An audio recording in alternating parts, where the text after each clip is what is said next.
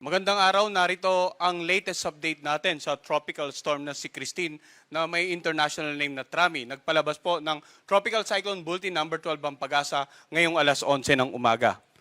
So dito sa latest satellite image animation makikita natin offshore o nasa dagat pa rin yung tinatayang sentro ng tropical storm na si Christine. Subalit yung makapal na ulap nito, simula pa nga kahapon, ay nakakaapekto na sa nakararaming bahagi ng Luzon, ilang bahagi ng Visayas at ng Mindanao.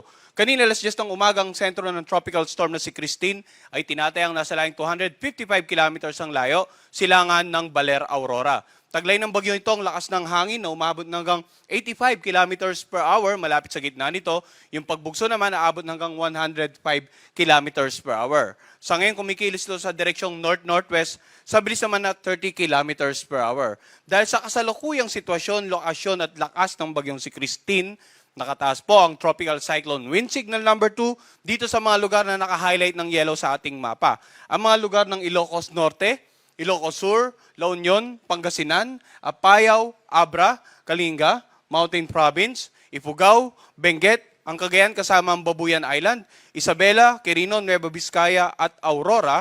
Ganon din dito sa may bandang Nueva Ecija, Bulacan, Tarlac, Pampanga, Zambales, Bataan at dito sa Metro Manila, nakataas na rin po ang warning signal number 2. Gayon din sa may bandang Cavite, Laguna, Rizal, sa Quezon, kasamang Pulilo Island, Camarines Norte at Camarines Sur, Catanduanes, Albay at dito sa northeastern portion ng Sorsogon. So yung mga lugar na may warning signal number 2, patuloy pa rin makakaranas ng masungit na panahon.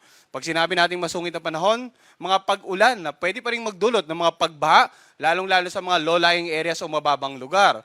Pagbaha sa mga komunidad na malapit sa mga ilog na posibleng tumaas ang mga level ng tubig, umapaw dahil sa patuloy na pag-ulan. Pagguho ng lupa sa mga lugar na malapit sa paanan ng bundok, lalong-lalo na po kung ilang araw nang nag-uulan sa kanilang lugar. Samantala, wind signal number 1 naman nakataas sa mga lugar na naka-highlight ng light blue sa may bandang Batanes, dito rin sa may bandang Batangas, Occidental Mindoro kasama ang Lubang Island, Oriental Mindoro, Marinduque, Sarumblon, Calamian Island, natitirang bahagi ng Sorsogon, sa Masbate kasamang Tikaw at Burias Island. Warning signal number 1 din dito sa may bandang Visayas area, Aklan, Capiz, Antique kasamang Caluya Island, Iloilo, Guimaras, dito sa northern portion ng Negros Occidental at northern portion ng Negros Oriental, northern and central portion ng Cebu kasama ang Bantayan Island at Camotes Island, sa may bandang Bohol, Eastern Samar, Northern Samar, Samar, Leyte, Biliran at Southern Leyte. Warning signal number 1 din, bandang Mindanao area, particular na sa Dinagat Islands, Surigao del Norte kasamang Siargao at Bukas Grande Group. Yung mga lugar na may warning signal number 1 naman, patuloy pa rin makakaranas ng mga pag-ulan at pagbugso ng hangin. At gaya na nabanggit natin kanina, doon sa lugar na may warning signal number 2, nandiyan pa rin yung mga banta ng pagbaha at pagguho ng lupa, habang yung mga hangin naman pwedeng makasira ng iba't ibang struktura, mga bahay na gawa sa magaganda na materyales, yung mga ilang uri ng pananim ay pwedeng matumba, mga poste ng kuryente pwede rin pong matumba. So sa mga kababayan natin na nandito sa mga lugar na may warning signals number 2 and 1, ilang araw na tayo nagbibigay ng babala. Sana po sa mga oras na ito ay nakapag-imbak na sila ng mga supplies for the next 2 days at patuloy ngayong ugnayan nila sa kanilang local government at local DRR officials para sa mga patuloy na disaster preparedness and mitigation measures. And as much as possible, ngayong araw, bukas hanggang Biyernes, manatili lang po sa loob ng inyong bahay kung walang importanteng gagawin, kung may iwasan nating lumabas para may iwasan yung mga peligro ng paparating na bagyong si Christine. Ngayon, ano nga ba inasa natin pagkilos nitong naturang bagyo? Kailan ba magla-landfall? So, ito yung current location ng bagyong si Christine, offshore pa rin or yung sentro, nasa karagatan pa rin. Pero pinakita nga natin kanina, yung makapal na ulap nito, sakop ng buong Luzon, nakararaming bahagi ng Visayas at ilang bahagi ng Mindanao. Inaasahan natin na posibleng mamayang gabi ay ma-upgrade or mas lalong lumakas pa ito, possibly severe tropical storm category bago mag-landfall dito sa may bandang Isabela area.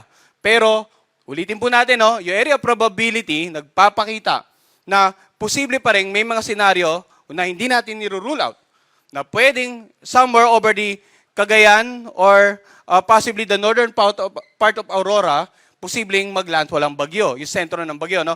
So itong lalawigan ng Cagayan, Isabela at Aurora, dapat po handa sa posibleng landfall scenario. At yung mga lugar na binanggit natin na may warning signals number 2 and 1, dapat handa na po sa mga oras na ito sa paparating na bagyo.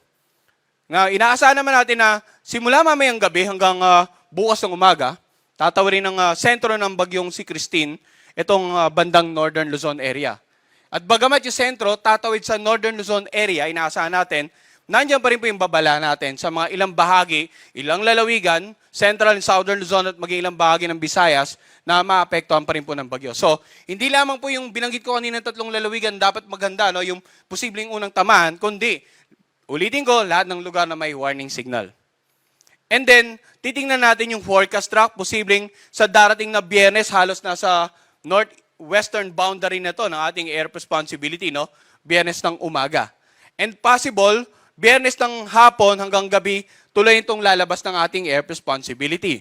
Pero dahil napakalawak ng bagyo, kahit po lumabas ito ng PAR sa darating na Biyernes, posible pa rin tayong may warning signal dito sa western section ng Northern at Central Luzon. Kaya tantabayanan po natin mga kababayan yung 3-hourly update na po natin sa bagyong si Christine dahil nga inaasahan natin na posibleng maglandfall at tumoy ang bagyong ito. Ngayon sa darating naman na Sabado ng umaga, tuloy na itong lalayo sa boundary ng ating air responsibility at bagamat inaasahan natin itong posible pang mag-develop into typhoon category na bagyo, inaasahan natin itong tuloy ang kikilos dito sa either the southern part of China or towards the Vietnam area. So ang ating pong forecast track nananatili, noong mga nagdaang araw, halos same scenario, pero inuulit ko po, every 3 hours magbibigay tayo ng update. Kung magkakaroon ng pagbabago sa pagkilos, intensity, posibleng magkaroon din ng pagbabago sa warning signal at sa mga inaasahan nating paulan at lakas ng hangin sa mga babanggitin kong lugar sa mga susunod na slide ng presentation na ito. In terms of paulan, ano nga ba inaasahan natin? Ngayong araw, may mga pag-ulan tayong inaasahan na posibleng umabot ng more than 200 millimeters sa Cagayan, Isabela, Apayao, Aurora, Quezon, Catanduanes, Camarines Norte at Camarines Sur.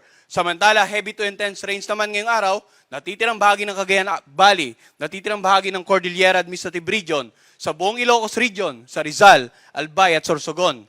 Moderate to heavy rains naman ngayong araw, natitirang bahagi ng Central Luzon, natitirang bahagi ng Calabar Zone, sa Metro Manila, sa Occidental at Oriental Mindoro, Marinduque, Romblon, Calamian Island, Masbate at Northern Samar.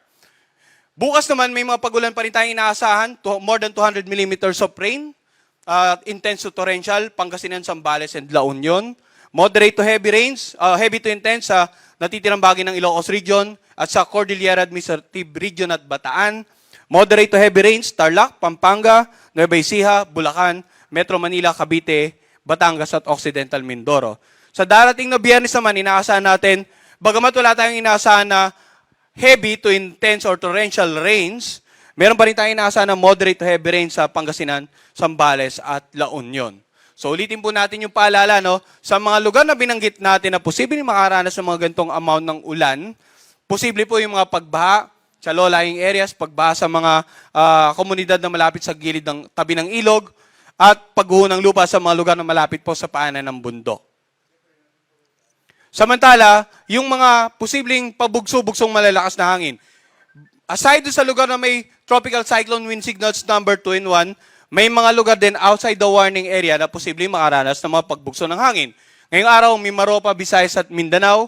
Bukas naman sa Mimaropa, Bicol Region, Visayas, Basilan, Sulu, Tawi-Tawi, Zamboanga del Norte, Lanao del Sur, Northern Mindanao, Dinagat Island, Surigao del Norte, Davao del Sur at Davao Oriental. Samantala sa darating naman na Biyernes, may mga pagbugso ng hangin inaasahan. Mimaropa, Bicol Region, Western Visayas, Negros Occidental, Zamboanga del Norte, Basilan, Sulu at Tawi-Tawi. Yung mga pagbugso ng hangin, pwedeng makapagpatumba nga ng mga ilang uri ng pananim, pwedeng makasira ng mga ilang bahay na may nagawa sa mga magagaan na materyales, at pwede rin makapagpatumba ng mga ilang poste ng kuryente. No? So, ganun yung paalala natin. Sa kasagsagan po ng bagyo, simula ngayong araw hanggang bukas, as much as possible, stay indoors. Kasi yung mga matutumbang, for example, poste ng kuryente, ay pwedeng magdulot ng pinsala sa atin. And then also, yung mga pananim, yung mga debris mula sa mga nasirang bahay ay pwede rin makasakit po sa ating mga kababayan. No? Now, in terms of pag-ahalo ng karagatan or storm surge naman ang pag-usapan natin. Pag may approaching na bagyo, ang storm surge karaniwang nararanasan sa mga coastal areas na exposed sa paparating na bagyo. Makikita natin dito naka-highlight ng yellow itong Camarines Sur, itong Birac, itong orange naman sa itong Pulilo Island, Quezon, Aurora, Isabela, Cagayan, and some parts of the Babuyan Island, and yellow dito sa Ilocos Region, maging dito sa may bandang Zambales area. Posibleng makaranas po ng mga pagtaas ng alon, dulot nga ng paparating na bagyo. So as much as possible sa mga kababayan nating mga isdat may maliit na sakyang pandagat, ay hindi na po papayagan po malaot sa anumang areas na ito. Lalong-lalo sa mga karagatan na may warning signal. Manatili pong onshore muna tayo, no? At hintayin nating lumipas na yung bagyo bago tayo muling pumalaot. At gaya nga na po ng bagit natin, every 3 hours magbibigay tayo ng update sa bagyong si Christine, maging sa mga forecast rains at strong winds natin and sea condition. Ang susunod nating tropical cyclone bulletin ay papalabas mamayang alas 2 ng hapon. Samantala, ang susunod naman nating live na press briefing ay papalabas mamayang alas 5 ng hapon. Yan po muna ang latest mula dito sa Pag-asa Weather Forecasting Center. Magandang araw po sa kanilang lahat.